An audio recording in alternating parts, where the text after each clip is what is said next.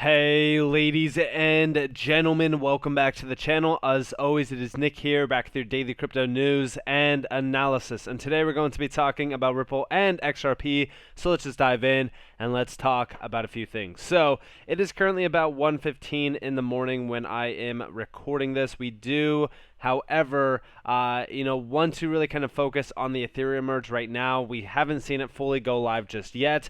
That is what I'm watching for at this moment. When this video does go live, we most likely will see that Ethereum merge go live. All it is a software upgrade, so I'm not expecting any sort of major price action from it. I actually think that it is a very bearish event, so let's see what happens in regards to price action.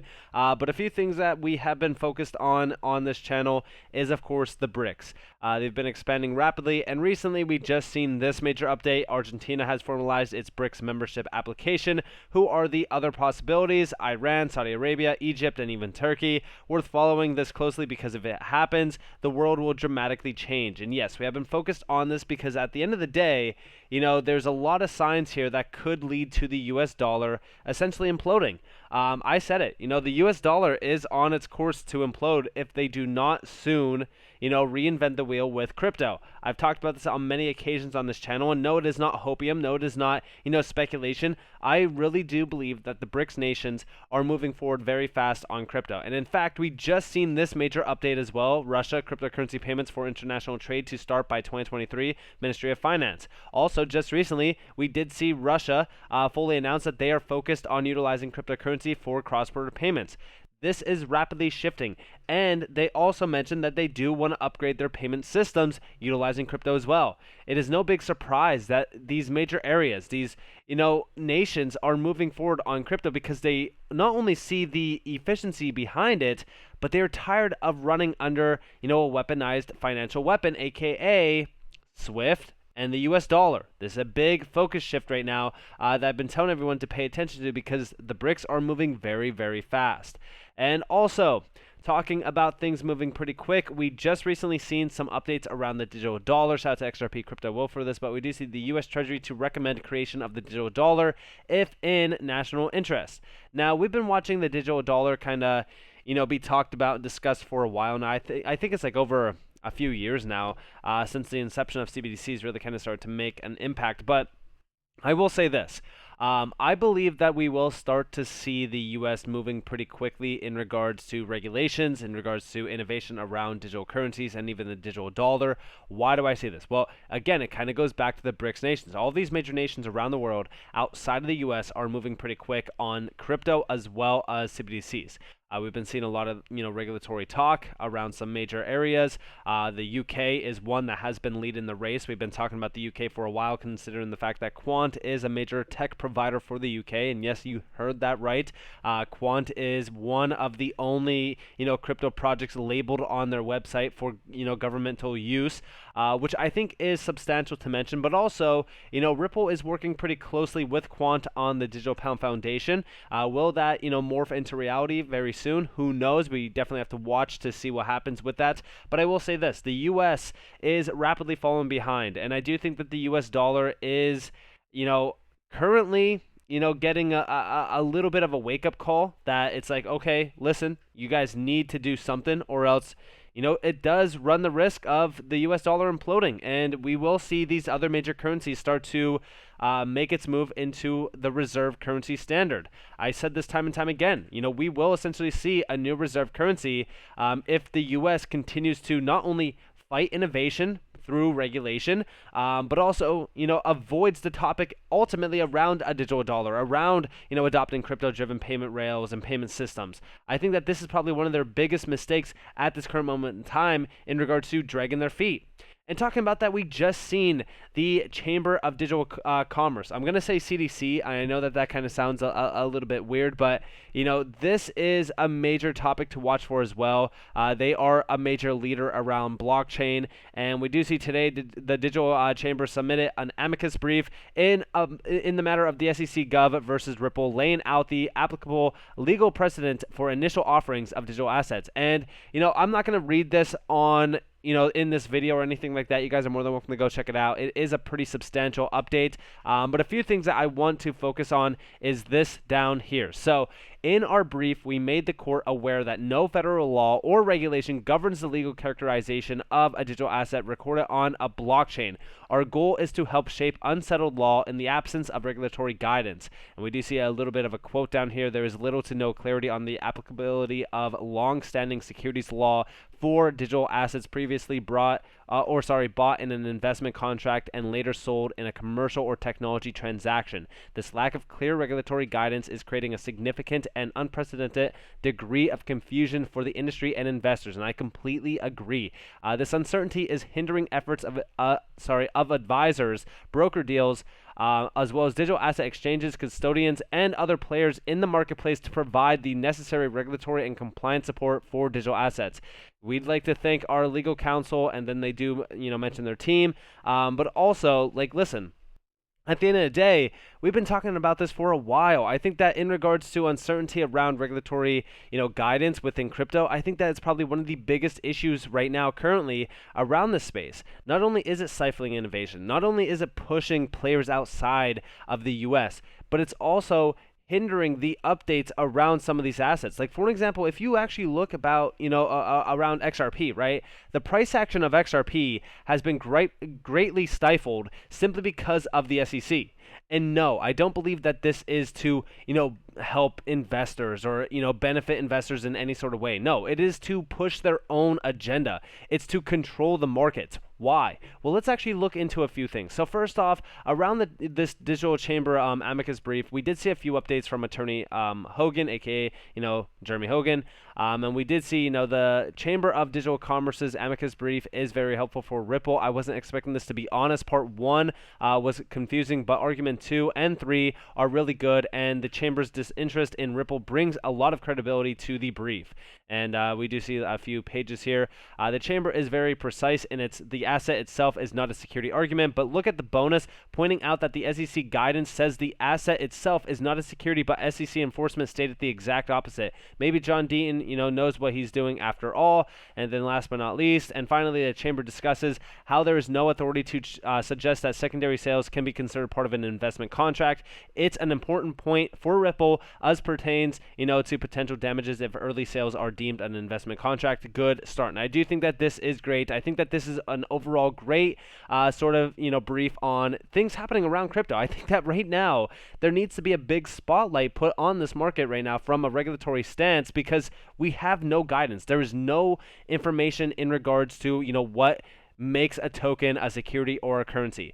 To me, XRP, if I had to bet on one asset around this market being a currency, it would be XRP. Why is that? Well, when you actually look at what XRP is doing, when you actually look at the innovations around XRP, it is clear that XRP is probably one of the only major tokens in the space being utilized on a day-to-day basis by some major giants. We're talking about on-demand liquidity corridors. We're talking about, banks, financial institutions. The adoption cycle of XRP has been growing rapidly, even since the XRP lawsuit. So to me, that not only provides an insight on how confident individuals outside of the US are to adopt this technology, but they also see the potential and the power behind this technology. And they are utilizing it as a currency on a day-to-day basis. There's so many companies, there's so many names out there that are utilizing XRP, while the SEC is still continuing to say that XRP is a security, that it has no utility, that utility does not matter. It's just comical that we are still seeing this pushed agenda. And to be completely honest with you guys, I'm quite sickened by the idea that this is still going on, almost 2 years later. It really is something to mention when you have these XRP holders a part of this, space that have been waiting and being patient on a day-to-day basis, all still while seeing this massive pushed agenda from the SEC side that they don't want to take accountability for their actions.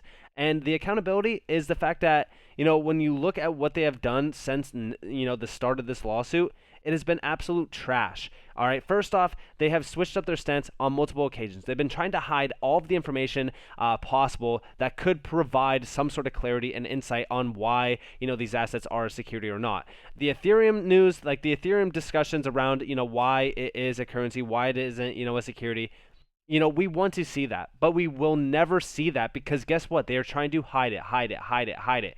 It's a big issue right now. It really is. And also, we are still seeing this complete trash being pushed. SEC Chair Gensler holds tight to his crypto position in preview of Senate testimony. And yes, this was a little bit of a preview.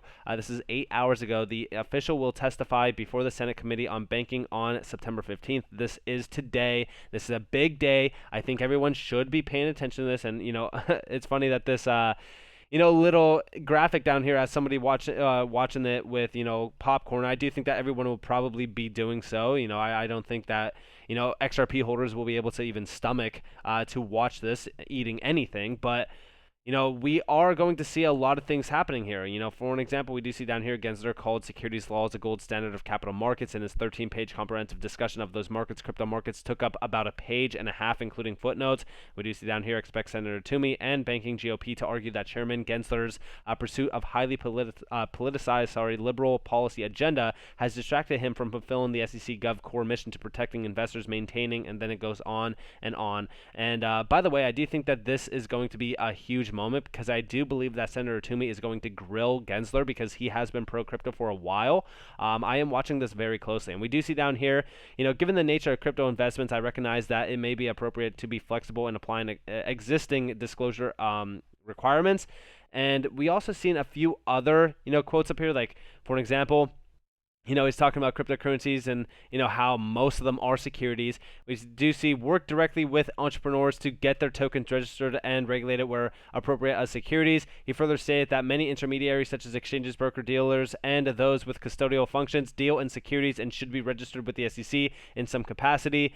And there's a few other ones down here as well. I mean, there's so much in here that is like, it's kind of like a slap in the face to anybody who is a part of crypto, that understands crypto, that knows about crypto. And even Johnny Deaton did kind of go off a little bit. Like, here is a quote from Crypto Vinco on Twitter. We do see just in, the SEC chairman Gary Gensler claims most crypto tokens are securities and both centralized and decentralized crypto intermediaries have to register with the SEC. It's all a control aspect. Like, they are trying to control DeFi. They understand the power and the potential behind DeFi. DeFi, it's ultimately shaking up and disrupting the traditional financial sector, and it is taking power and money away from that sector.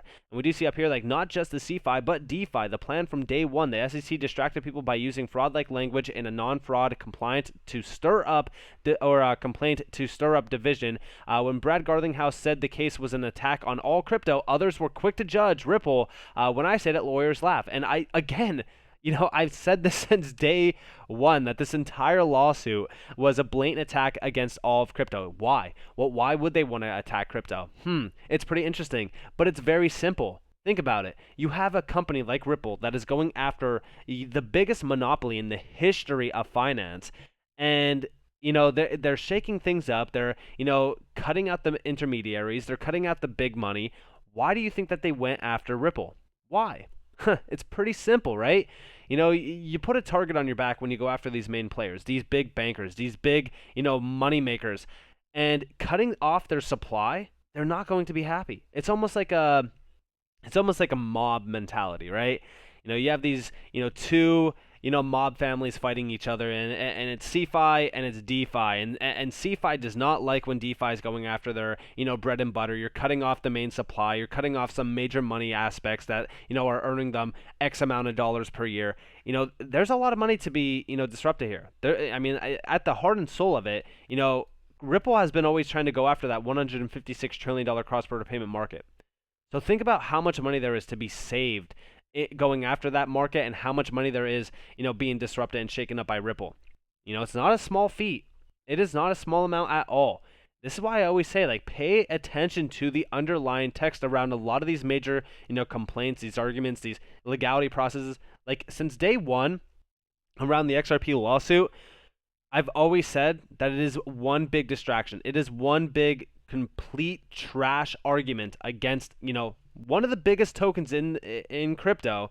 How do you make a big case? You go after an asset that was, for the most part, number 2 on the CMC list for the longest time and has held the test of time in regards to the crypto market. You go after that token, you make, an impact on the market, and then from there on, you just go after all these other smaller guys attacking this entire market, trying to stifle it, trying to stop it, trying to delay as much as possible, because they want to kill crypto. Crypto is a big risk for all of these major bankers, because it's freeing up a ton of money. It's disrupting a ton of money. It is cutting off the main source to some of these big guys. So what do you think is going to happen here? This is an absolute disgusting disgrace of over regulatory bounds.